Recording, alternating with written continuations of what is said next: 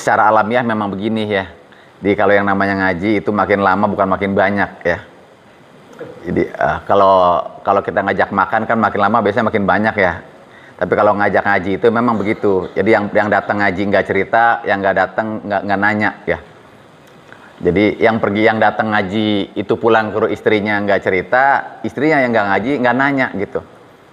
Ya jadi begini ya. Jadi bukan nambah, yang mengurang gitu.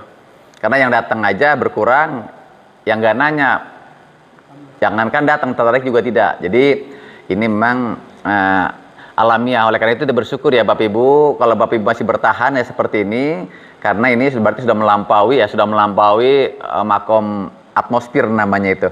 Jadi kalau pesawat luar angkasa itu Bapak Ibu, itu kalau dia mau terbang ke langit itu roket yang paling besar adalah roket yang digunakan untuk melampaui atmosfer bumi, daya tarik bumi. Dan daya tarik bumi paling besar adalah tidur pada saat sholat subuh gitu. Jadi kalau Bapak Ibu sanggup ya sampai datang ke masjid, itu berarti roketnya itu ya, roket imannya itu sudah melampaui atmosfer bumi atau daya tarik bumi ya.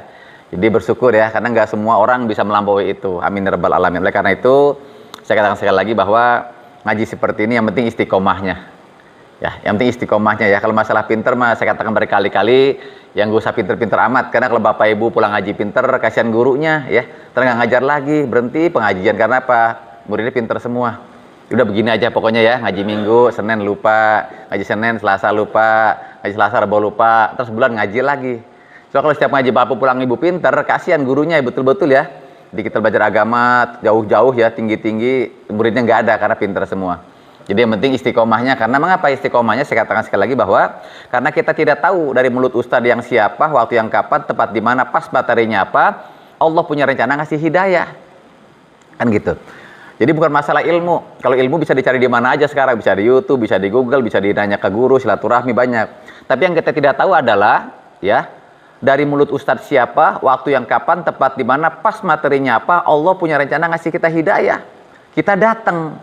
Siapapun kita hari itu nggak penting bagi Allah. Yang penting kita adalah orang yang dapat berkah hidayah. Maka begitu pulang tiba-tiba saja kita jadi orang baik. Itu yang paling pokok. Nah karena kita tidak tahu, maka ngaji jangan berhenti. Karena takutnya begitu kita berhenti lagi absen, hidayah turun di situ. Kita nggak datang, apes dah.